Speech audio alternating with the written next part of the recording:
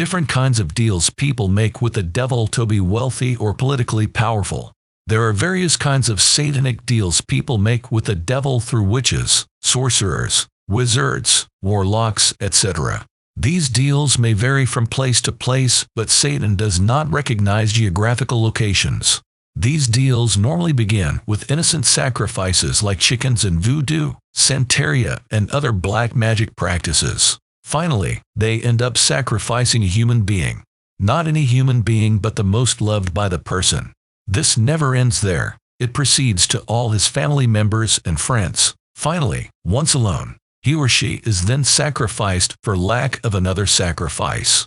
Anyway, let us examine the different kinds of deals available so far in the devil's market. Observe and listen carefully. First, the rupee deal. In this kind of deal, one is given the old rupees. He would then mix with his money. The rupees would serve as a beacon to customers to approach your shop, business, or enterprise.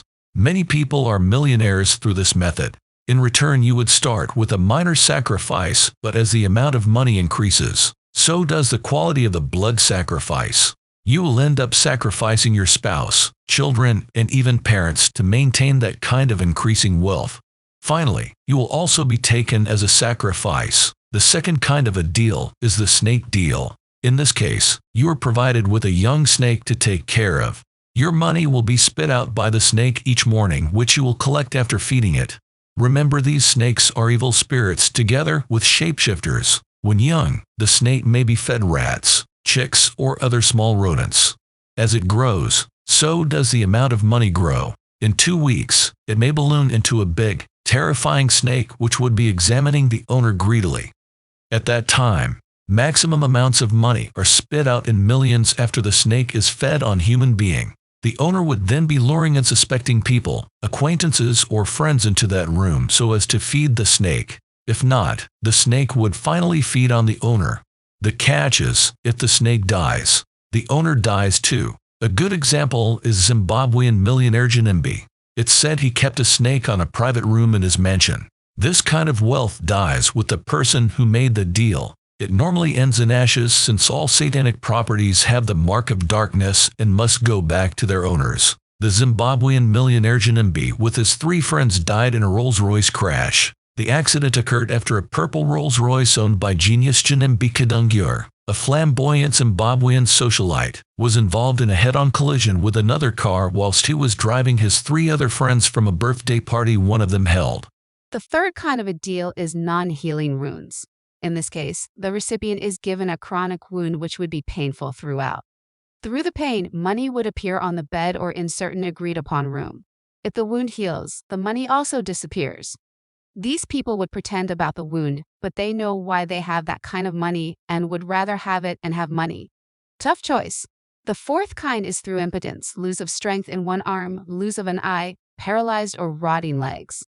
Through these body deficiencies, these people are given obscene kinds of wealth. The choices some people make are just ridiculous, but yes, they are taking place all due to greed. The fifth kind is the graying kind of a deal. Let me explain. In this case, a person is asked to choose either a rooster or a duck. These are not natural creatures but spirits and shapeshifters. You are then asked to pick a handful of grains from a sack, which may be corn or something similar, to feed the chicken or duck. It's just one chicken or duck. If it pecks and swallows 10 grains, that means 10 years of obscene wealth, and then your demise in astral prisons as prisoner to pay for your bargain. These guys are very loaded, but as time approaches to its end, they would frequently see the duck or chicken to remind them of their ending time. These people run to churches, mosques, to shamans and witch doctors, but it's usually too late. Most of them are taken captives finally. The final one is the most common. It's called blood sacrifice of a relative, family member, child, etc. It's common in Freemasons and other occultic societies. It's also found in witch doctors, shamans, sorcerers, witches, and wizards. This also ends in death of the recipient and taking him captive in the astral world. They are locked with chains and padlocks like Mobutu Seko and others. Please subscribe for more materials similar to this one. God bless you all. Amen.